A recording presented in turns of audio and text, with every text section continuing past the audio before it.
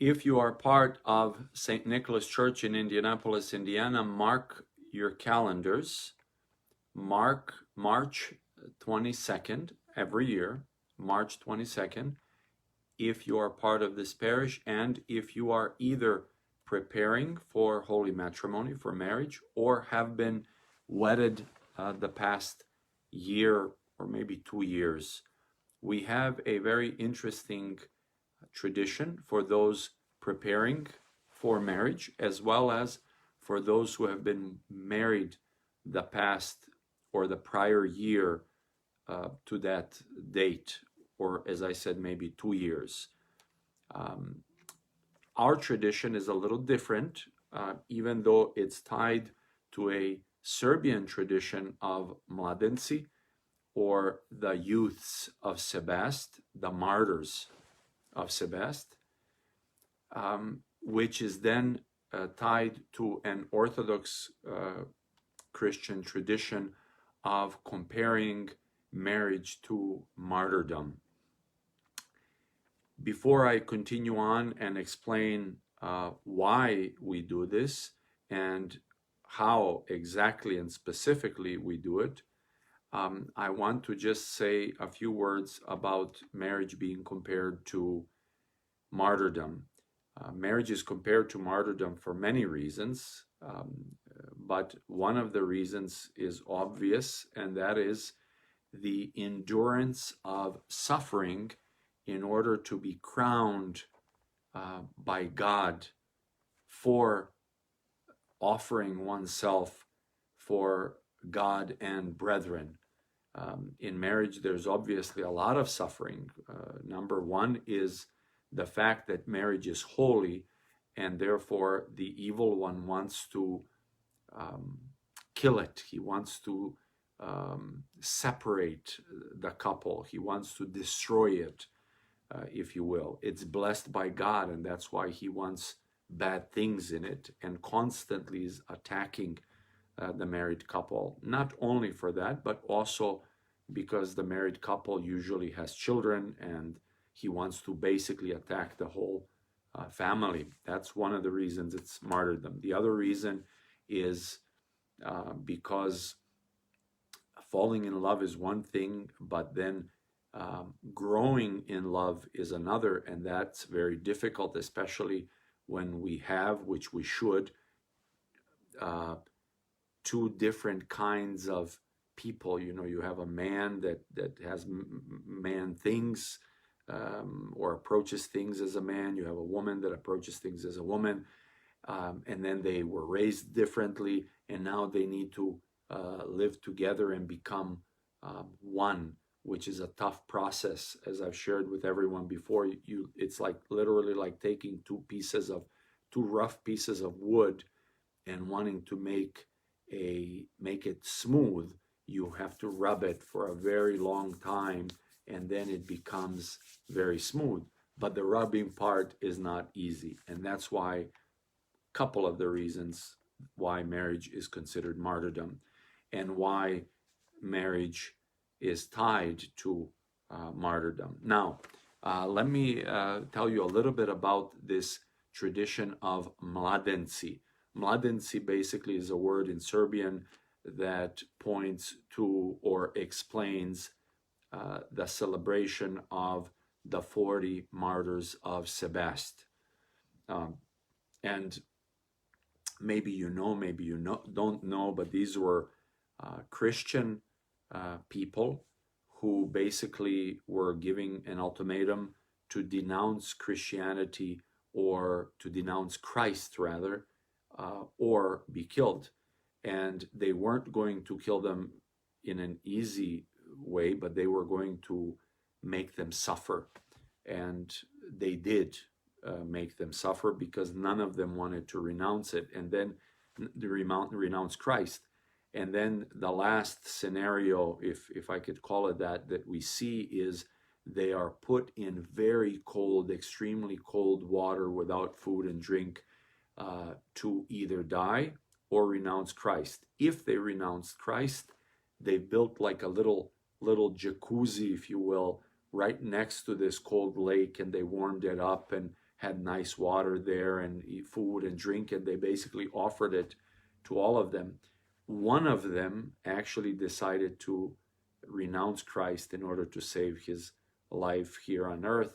And you would see that one in the jacuzzi, for lack of a better explanation. But then you also see how one of the soldiers, when the soldier saw as these martyrs were dying, wreaths coming from heaven to be placed on their heads, he took off his army clothes and jumped in the water to die together with the 39, and therefore we still have 40 holy martyrs of Sebaste. And one of the reasons, obviously, this is very similar to marriage, because also in marriage we are offered constantly as a married couple a way out, but we suffer through it as long as it's normal to go through it. You know, God forbid someone is abused within the marriage. That's a different story. We won't go into that right now. But generally speaking, we push through those things that make it rough for us, and we stick to it so that we also can be crowned one day. There's a poem that I really like, and the poem talks about marriage, comparing marriage to building a church. And he says, first there's the foundation and the roughness of the foundation, the rock and the mixing and putting the steel in there, and then putting the blocks on, and then putting the roof on, dangerous, and so on. And then the dome, and then on top of the dome, the golden cross is what we are heading towards as married people with the help of God. So this is a little bit about why we have this date, the 22nd of March. At St. Nicholas Church here in Indianapolis, Indiana, we do something that's different than the original tradition of Mladenci, or the martyrs in Serbia, for example. Before I share that with you, I want to tell you what the tradition there is. The tradition there is actually only for those who have been married that year. Those are the ones who are then visited by people on the 22nd of March, which is always in in Lent, Great Lent, before the resurrection, before Easter, Pascha. And these people are visited by their family, friends, acquaintances, people from the village. And these people who visit them, they come to their home and they offer them gifts on that day. My personal interpretation of that is, one of the reasons that is done is, yes, obviously to support the newlyweds or this young couple and to help them out, but also to check them out. Because the whole village works on the well-being of one person, just as the whole community, church community, works on the spiritual growth of one person within it, to the best of our ability, of course. So my personal opinion is these people from the village in the old country would go into the house of the young couple to check them out, to see if the house is clean, if things are in order, is anything broken, are family pictures up, how do they treat their guests, how do they treat each other. In other words, to put it in bad terms, they're being nosy, but for the right reason. Now, here in America, that's very difficult to do. So what we've done is we actually invite not only the couples who have been wedded, but those who are preparing for marriage. We invite them that day in the evening after work, around 6 p.m., I believe, is when we have the gathering. We invite them to a Lenten dinner. And usually my wife and I prepare the dinner and have been doing for the past many years. Sometimes we are helped with different people. Sometimes different people from the parish come in and prepare a very light Lenten dinner, usually soup, some vegetables, fruit, something very light, not to be heavy, so that they can receive the teaching also that evening. So the thing that we do is we prepare a very special long table with the head being on top, and at the head of the table we put an icon of Christ, and on each side of the icon of Christ we put two crowns that we usually use for the wedding ceremony. We also put a little chalice in front of the icon of Christ. Pretty much everything that you would put up or prepare for a wedding ceremony. Now, at the other end of the table, we put an analogion. Analogion is that folding thing that you put in order to put the gospel on and read in church. We put that there, and in front of it, we put the icon of the martyrs of Sebest. And then on the analogion, we usually put the prologue. Prologue is the abbreviated lives of saints. It's a very thick book, either one or two, that has lives of saints for each day, and then it also has a little teaching, a little sermon, and a poem. It's very, very good. If you don't have one, aside from the Bible and the prayer book, that's another book that every home should have, and you can order it through the Western Diocese of the Serbian Orthodox Church here in America, or many other bookstores have it online as well. So then on the table itself, we make it very nice. We try to put real plates. We make it like a very like a royal dinner, basically. We put candles all over the place, make it really look royal. At the head of the table are 4 chairs. The end chairs are for the priest and his wife, and then the 2 middle chairs are for the couple of what do we call it? The honorary guests of honor. And guests of honor are usually a couple, obviously, married couple who has been married for many, many years. Usually an older couple. We've had younger couples as well who've been married 20, 30 years, but usually someone who's been married either much longer than that. And that couple is there in order to share how they met very briefly. And then at the end of the whole retreat, if you will, that couple answers also questions the young people who are to be wedded or just were married have for the priest and the couple, the guests of honor. And then on each side of the table, we have couples, husbands on the right side, wives or ladies on the left side. But basically, each couple is facing one another during that dinner. So we almost create it as if the dinner is just for them, if you will. Usually we have between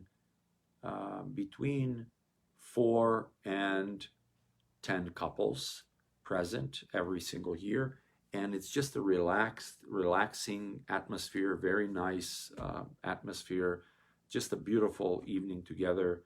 And I will explain in a minute how exactly the evening goes, but it's about an hour and a half to 2 hour gathering, which begins around 6 p.m. And the goal of this gathering is also to equip this young couple with as many things necessary for marriage as possible. Again, if you're from St. Nicholas Church, March 22nd, make sure you are there. Take off work, do whatever you need. 6 p.m., that's one thing that's a must. I always say that to every single person who is to be wedded in the church. Okay, and now I also want to, let's see here. I want to share with you exactly the program for that night. So what happens first, the gathering is actually at 6:30 p.m. I just saw this, and I think that's true, either 6 or 6:30. And we first begin there around the table. We all stand and we begin with the prayer. We use a prayer we use the introductory prayers first, the prayers that we use for every single service.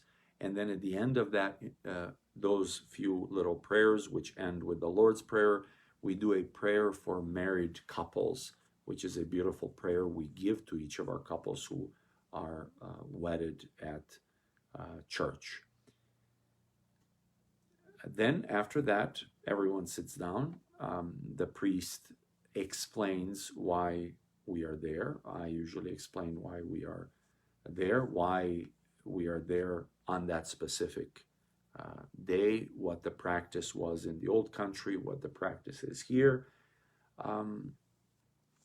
The priest then introduces the guests of honor and shares how many years they have been married. And either there or later on, the couple shares how they met. I believe it's after dinner, though. Then we go around the table. Everyone introduces themselves and when they are to be wedded. Very brief, very short. After that, we eat dinner.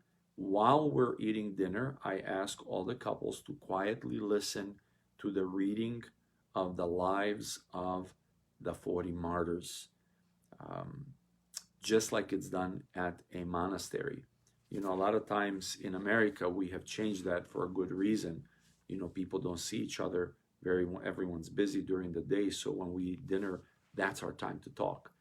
But traditionally, in most of the countries out there, that's the time to be silent, to gather your thoughts, to give thanks to God for the food that we have, and also pray for those who have made this food possible.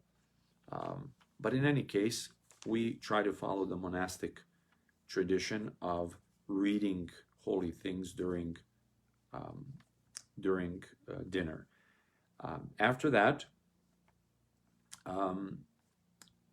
we have the couple, the guests of honor introduce themselves, say a little bit about themselves, and following that, we go into questions and answers. The questions can be asked of the priest or of the guests of honor. I usually distribute pieces of paper, so it's private, no one signs it, just writes down 3 questions. Each person needs to write down 3 questions, and then I pick up those questions myself. I look at them, examine them, and then I pose the question, and either the couple answers or I answer, or we both answer in a very short way. And I can give you an example of some of the questions that are asked, for example, on that day. What was, here is an example. What was one aspect of your relationship, this is posed to the guests of honor, what was one aspect of your relationship that changed from when you were dating, engaged, to after you started a family? Here's another example that's posed to me. With such busy schedules from both of us, what advice can you give us to how we can balance time with each other and our other obligations? And by the way, the next video will be picking, because I saved all these questions over the years, answering these questions live to all of you, for the sake of good for everyone. After we answer those questions from the couples there, sometimes the questions are obviously similar or the same, but we don't repeat ourselves. Then we say a prayer, we give thanks to God, and we present the guests of honor with a little gift as thanks for being there, and we then go home. If you are from a different parish, I hope you establish such a practice, because it's a good one. It's done great things for us over the past many years. And if you're from this parish, even though you may not be newly wedded or preparing for marriage, you're also very welcome to attend as a marriage retreat for married couples. In fact, that's what we call it. March 22nd every year.